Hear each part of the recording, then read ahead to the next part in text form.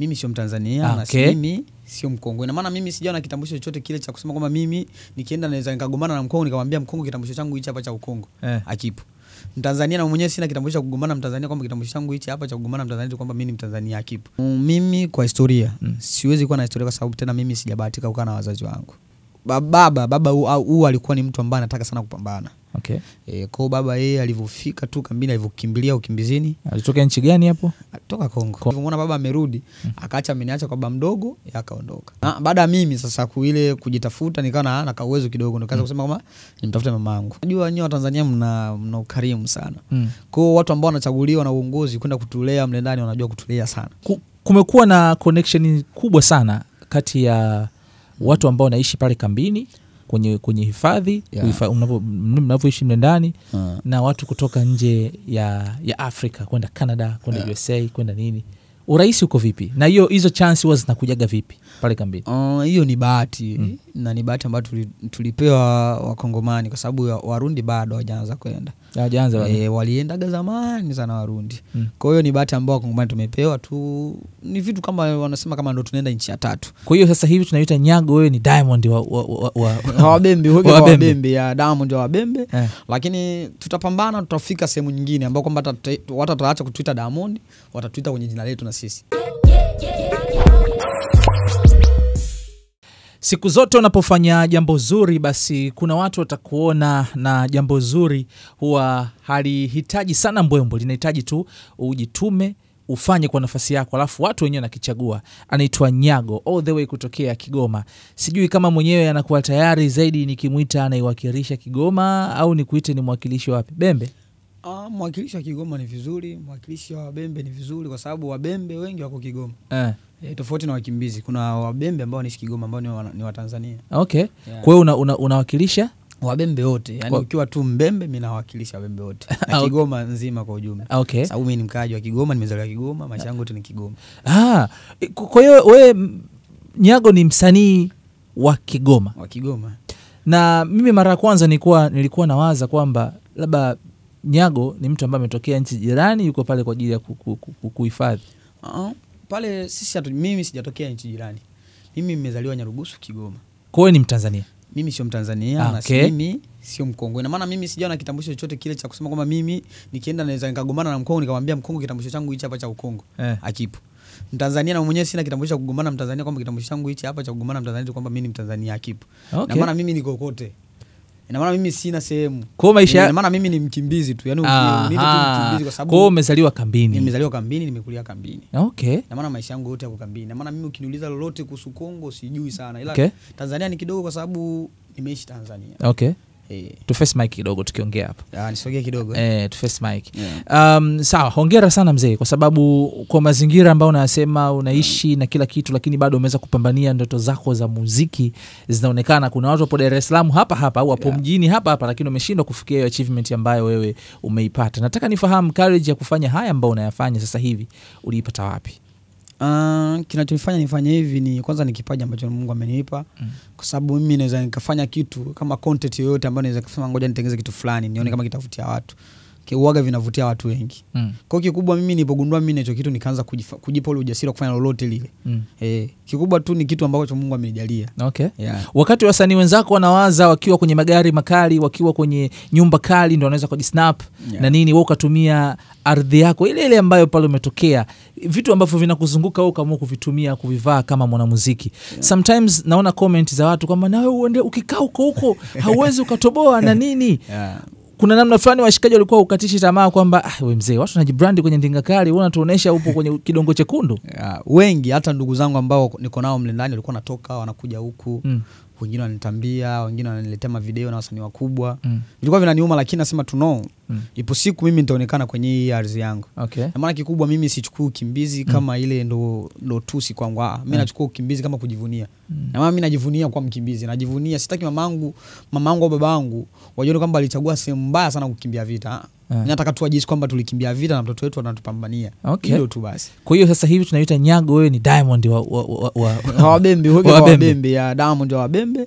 Lakini tutapambana, tutafika sehemu nyingine ambao kwamba watu wataacha kutuita Diamond, watatuita kwenye jina letu na sisi. Okay. Ina maana mimi kuna muda watu wataanza kunitaja sasa kwa jina langu, watasema fulani jamaa kashatengenezea mazingira yake fulani. Okay. Yeah. Okay. Sawa, nimeona ngoma yako ya mwisho ambayo umeitoa ni It's My Time, right? Yeah. Ni ngoma ambayo umezungumzia vitu vingi sana, ikiwemo kwamba inabeba title ya kwamba huu ni muda wangu. Yeah. Nataka kufahamu inspiration ya hii ngoma, lakini pia nimeona umezungumzia baadhi kwamba ndoto yako siku moja ucheze si Wasafi TV, uende wapi ukafanywe hivi na hivi na hivi. Courage ya kutoa wimbo mzuri kama huu ilitoka wapi pia? Kwanza kikubwa mimi kule kwetu ni star. Watu wengi wananikubali, watu wengi wananikubali, na ilikuwa ni baadhi ya sehemu Kigoma nikifika ambao kuna wabembe walikuwa wananijua msanii wetu yule. Lakini kitu kikubwa ambacho kilinipa mimi sasa ile kwamba unaweza kufanya kitu kama hichi ni pale nilipoona ndugu zangu wengi washaanza kuwa wananichukulia kawaida. Unaona kuna ile muda watu sawa ni star, lakini sasa hivi abadiliki, afanye chochote mabadiliko, hakuna sehemu anaufika, hakuna nini, sawa anatutambulisha lakini ametutambulisha wapi? Vitu kama hivyo ndio nikaamua ni waimbie It's My Time. Okay. Ni muda wangu wa mimi kwenda sasa duniani. Okay. Ina maana mimi sikuwa nategemea kama It's My Time itaenda duniani. Mimi kwa nategemea It's My Time wao isikiliza afu ndo nianze kuachia ngoma yangu ya duniani. Okay. Yeah. Nikisikiliza soundi naona kwamba hii sound mbona kama ni ya kutoka nje, yani sio sound ya mazingira ambayo upo. Hii production imefanyika wapi kila kitu? Production amefanya jamaa fulani anaitwa Speed Beat. Yuko wapi? Ni pale nyumbani kwetu, lakini kwa muda huu alipata fursa kwenda Canada. Yuko Canada. Alikuwa nani mkimbizi? Alikuwa mkimbizi na yeye. Kwa hivi ndani kambini mle tuna kila kitu mle. Kambini siwezi nikasema tuna kila kitu kwa sababu ni vitu vya kuungaunga. Unakuta mtu tu amejamulia tu awe na kastudio kake. Unajua sasa Mungu ni wa ajabu. Mungu anaweza kukubariki hata wewe kwenye mazingira gani. Kuna Mungu kawabariki ndugu zangu mle, kuna watu ambao wana kipaji, wakigusa biti lako, wakifanya chochote wanafanya kitu kikubwa. Kwa mixing kila kitu kimefanyika mle ndani. Labda sasa yeye ndo anajua siri yake, lakini mimi najua ni yeye kwa sababu siku ya mwisho anafanya mastering mimi nilikuwepo. Anamaliza kabisa kumaster wimbo nilikuwepo kabisa. Okay. Ina maana ni yeye. Okay. Kwa kikubwa tu tuseme mle ndani kuna watu wengi ambao wana vipaji.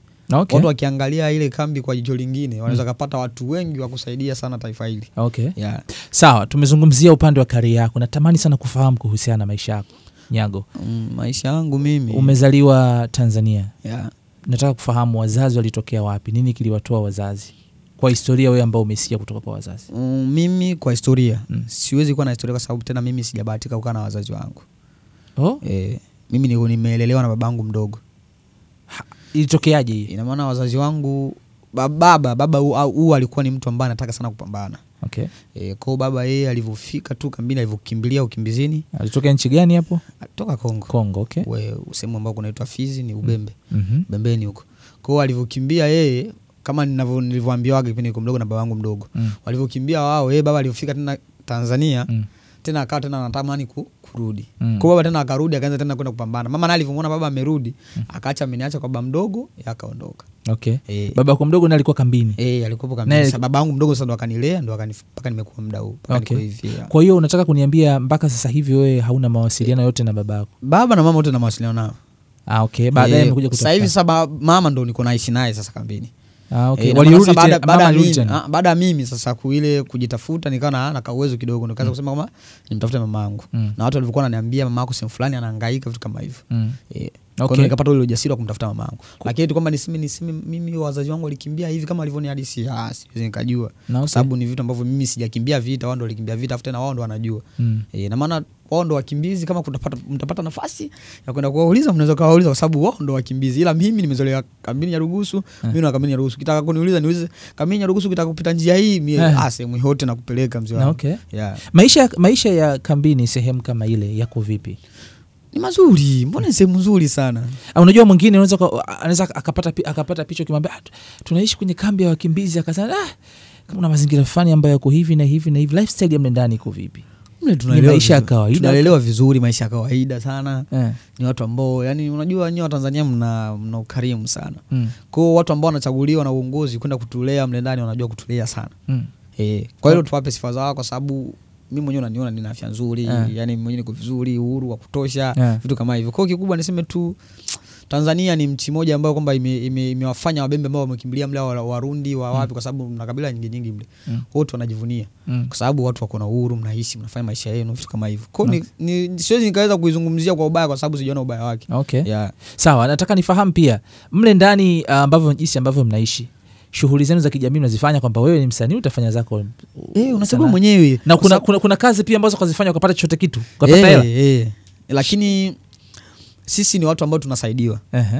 Kwa kuna muda mwingi hatufanyi kazi kwa sababu chakula utapata, mafuta, chakula uhakika kila kitu, maji, yani wewe uhangaike na chochote. Sasa ni ile sasa wewe unataka uwe bisho ndio unatafuta sasa mavazi yako, kwa sababu hata mavazi tunapewa.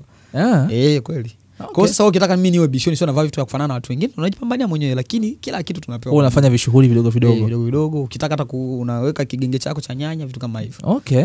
Sawa. Na ukichagua mimi na kwa zangu msanii, unakuwa msanii. Mimi na kwa zangu director, unakuwa director. Au mumonda. Lakini kikubwa tu ulete watu kitu ambacho kiko bora. Basi. Okay.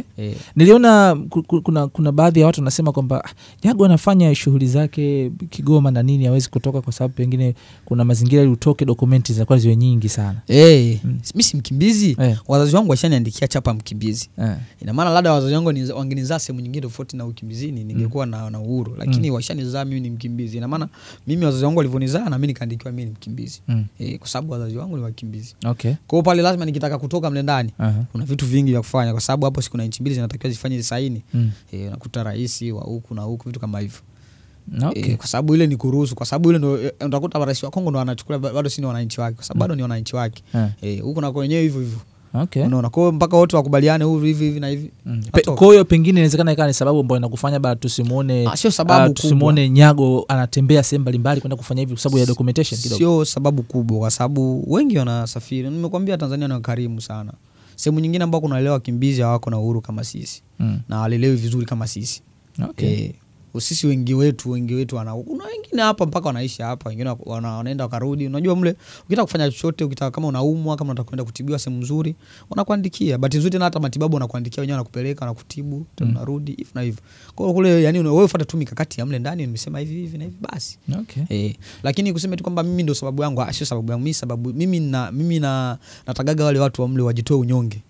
Ule unyonge wa kujiona kama sisi bana kwa mkimbizi ndio tuna unyonge. Mimi nataka jamii kwamba hata na sisi tunaweza tukafanya kitu watu wengine wakakikubali. Hilo tu. Okay.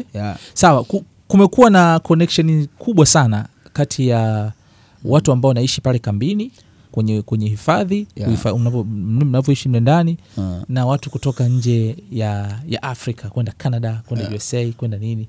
Urahisi uko vipi? Na hizo chance huwa zinakujaga vipi pale kambini?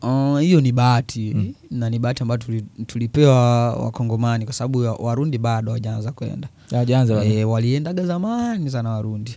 Kwa hiyo ni bahati ambayo Wakongomani tumepewa tu. Ni vitu kama wanasema kama ndo tunaenda nchi ya tatu. Nchi ya kwanza ilikuwa Kongo, wazazi wetu wakakimbia kutoka Kongo.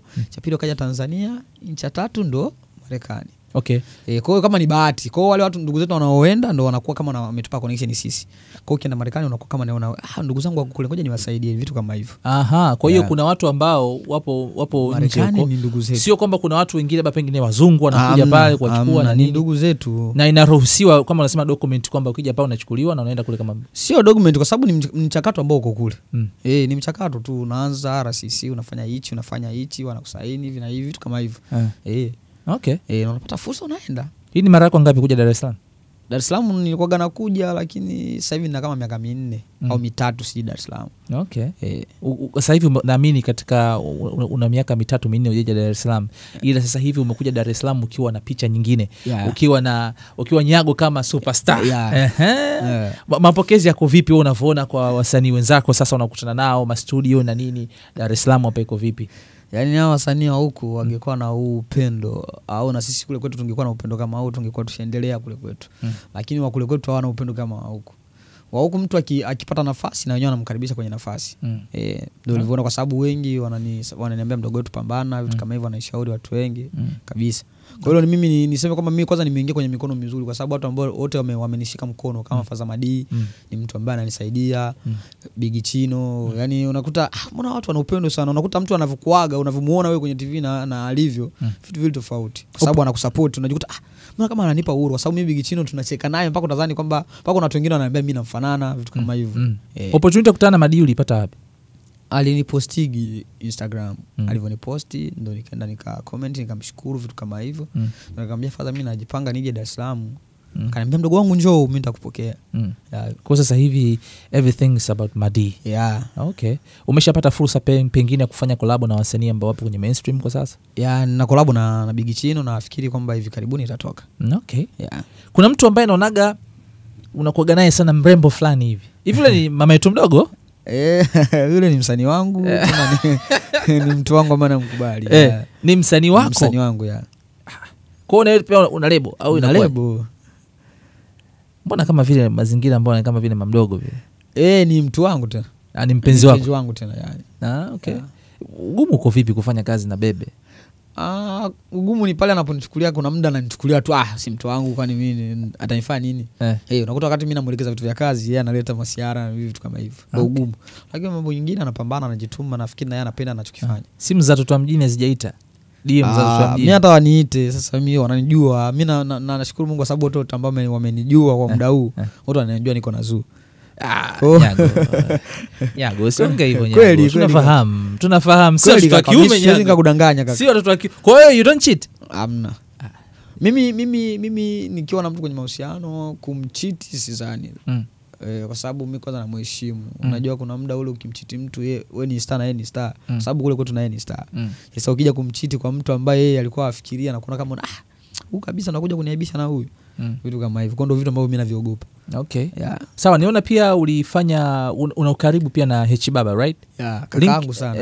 Link ya H Baba iko vipi? Na kuna kipindi watu wanataka sasa Mwanza something like that. Tulifanyaka mpaka kazi na yeye, akanisupport sana. Katika watu ambao alinianza na mimi kunisupport, H Baba yumo kwa sababu ni watu ambao walinisaidia sana tena sana. Kwa hiyo mimi naweza kusema kwenye mafanikio yangu mpaka kufika hapa H Baba na yeye yumo. Okay. Yeah. Sawa, plan iko vipi sasa kuanza safari mpya ya muziki wako? Tumeshajua ni muda wako huu. Safari yako ya muziki, plani zako ziko vipi? Unaweza kuambia vipi pia mashabiki zako? Plani kubwa kwanza ni Kigoma itajulikana kupitia Nyago na Nyarugusu nzima. Na naamini watu wengine sasa hivi wanajua huyu msanii anatoka wapi. Unajua kuna wasanii wengi wa Kigoma ambao wametoka vijijini sana, kuna vijiji vingi vya Kigoma, kuna Kasulu, kuna Kibondo wapi. Lakini mimi ni mtu ambaye kwamba ukiongelea Nyago, unaongelea Nyarugusu na unaongelea Kigoma. Jamaa kwao ni huko huyo. Yaani huyo jamani wa Nyarugusu kabisa huyo. Yaani unanijua kabisa, yani mimi ni wa wapi. Ndio kitu ambacho mimi najivunia. Kwa plani zangu ni watu ambao wako vijijini. Wajivunie kuwa vijijini, wanaweza kufanya lolote wakiwa kijijini. Okay. Kwa hiyo kikubwa tu mimi ni waombe tu ndugu zangu wa mikoani wapambane, chochote kinawezekana. Na kikubwa plani za muziki watu wanipe tu masikio, mna plani nyingi sana na mangoma mengi ya kwenda duniani. Kwa hiyo kikubwa tuna plani za kushinda BT. Plani za kushinda. Okay. Yeah, watu watachukulia masiara lakini wahifadhi hizi interview. Wanipe support tu, mimi naamini nitaileta. Tunakuombea mzee wangu. Shukrani. Unasema every dream are valid, chochote kile ambacho mtu Mungu atupe uzima tu. Mungu atupe uzima cha msingi za kufika somewhere, au sio? Shukrani mzee wangu. Asante sana kwa muda wako mzee wangu. Shukrani sana. Hivi mnapiga na show mle ndani? Sio show zile tunafanya na kama bar tu, tunaweza kukusanya vijana ukaambia bana hapa mni Bukumbili ndio mnisupport, wanakuja inaonekana ndo kama show vile. Kama show zetu, lakini kwa upande wangu mimi sio show kwa sababu uwezi ukafanya show kwenye kiukumbi cha bar, sio show hiyo. Watu wamekaa chini wao na perform, sio show. Okay. Ina maana tu vile tunapenda tu kujiburu. Unajua mle ndani watu wengi tunapenda kujifariji kwa mazingira yetu. Yaani tuko humu lakini tunafanya vitu vyetu. Mle mpaka mna beef mzee wangu. Kweli mle kuna mtu anaga unabii ananitukana wewe kushaye kuona. Namuonaga sana. Kwa mle mna maisha mengine ambako mtu ukisema uwafuatilie utajikuta kuna muda mwingi utakuwa unapoteza unatufuatilia sisi. Sema kuna clip lako moja nilionaga lile unajisifia umenunua TV. Unaona vitu kama vile. Kwa hiyo mwanangu kule ni mwendo ile. Kule kila mtu anajikuta star. Kumiliki TV sio mchezo.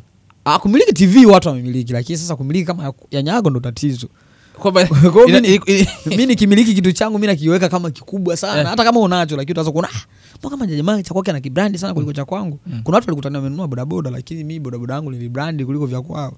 Vitu kama hivyo. Kwa sasa hivi pale Nyago uko vizuri, kiuchumi uko fresh yani. Kiuchumi sio ningesema niko fresh, lakini wakileta ndugu zangu mimi naweza kana 10,000 wao kana na 2,000 3,000. Kwa mimi na hesabu nzuri ya hela kuliko ya kwao. Okay. Yeah.